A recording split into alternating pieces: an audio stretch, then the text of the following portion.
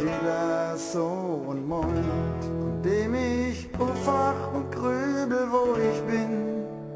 Der Nebel liegt schon wieder so viel. Sie dreht sich rum und haucht mir ihren üblen Atem ins Gesicht. Ich glaube, ich muss speien, was so viel. Was so viel, was so viel, was so viel, oh nee, was so viel.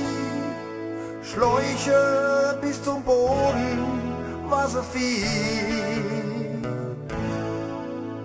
Ja, als ich mich ganz leise aus der Wohnung schleiche, wird sie wach.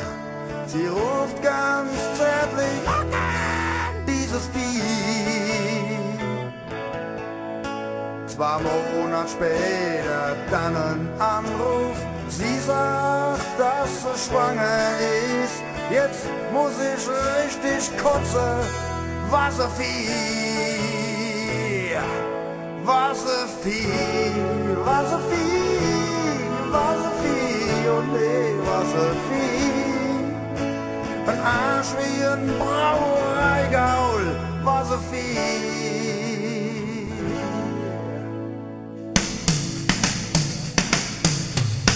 9 Monate später Vaterpflichten, Taxi ab ins Krankenhaus.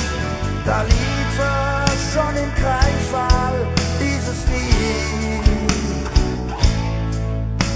Sie schreit und presst und als es rauskommt, bleibt dem Arzt die Spucke weg. Seine letzten Worte waren: Ja, was ist jetzt das?